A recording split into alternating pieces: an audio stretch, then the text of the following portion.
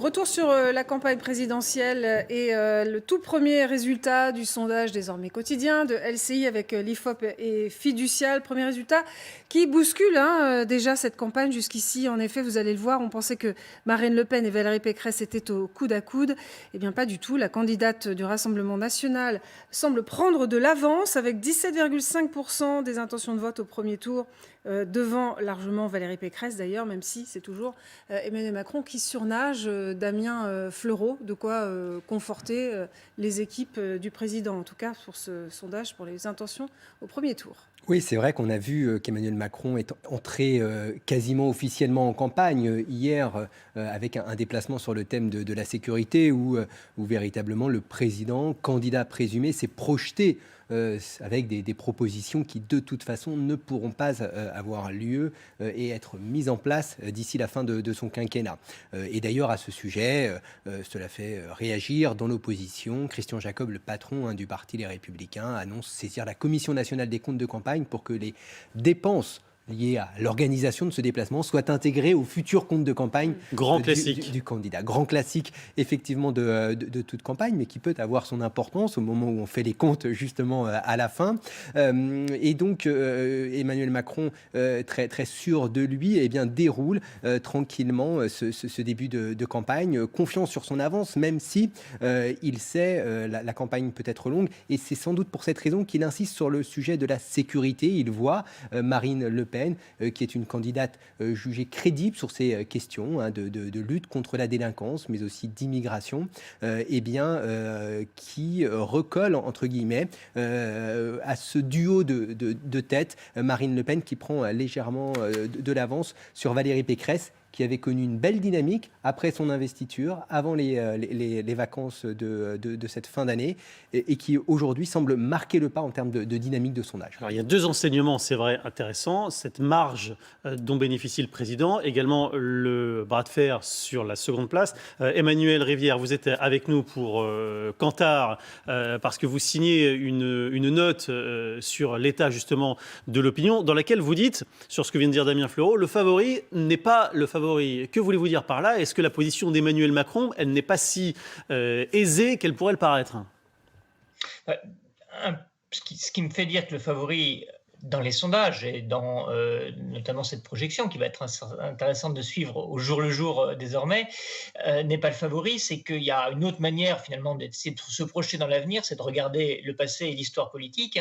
Et depuis 1974, il n'est jamais arrivé que celui qui dirige le pays, qu'il soit président de la République ou Premier ministre en cohabitation, gagne l'élection suivante. Donc voilà, c'est une sorte de leçon du passé. Maintenant, là, on est bien obligé de constater qu'à 3 mois des élections, on se retrouve dans une situation qu'on n'a probablement pas vue là aussi depuis longtemps, depuis l'élection de 1988, où le président sortant, candidat très probable à sa réélection, n'apparaît pas avec un vrai concurrent.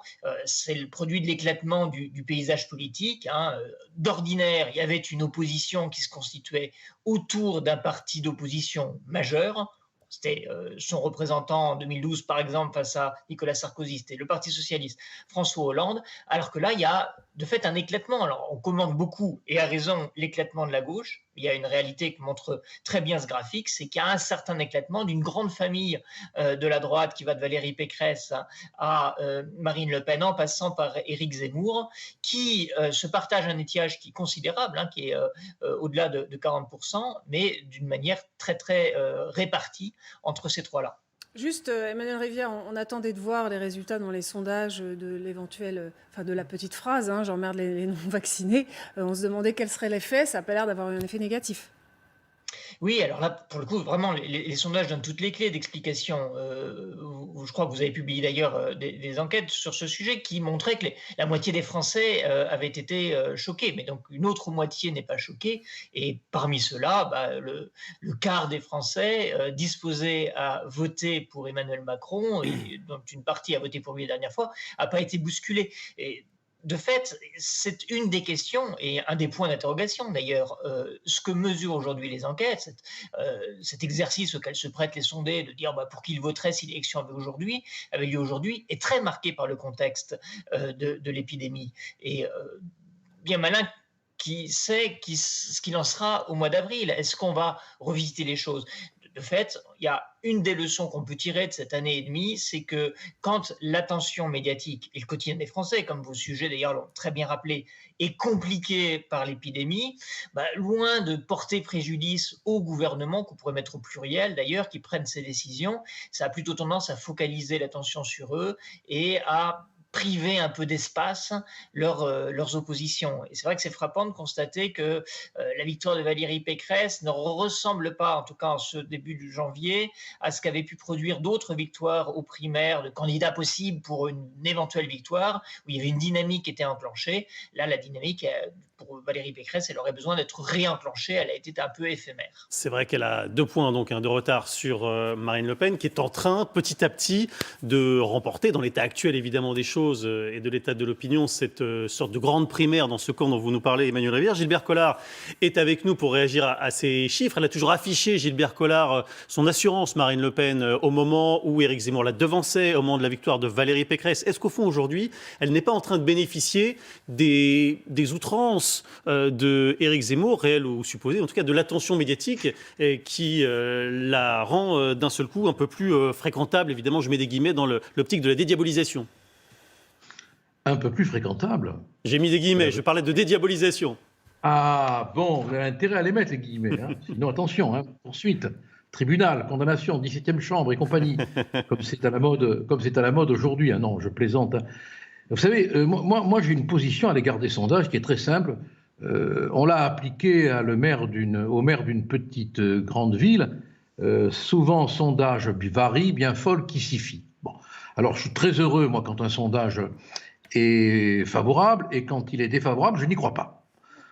Pour résumer d'un mot, je ne crois pas à cette maladie qui aujourd'hui nous frappe à côté de la pandémie, qui est la sondagite.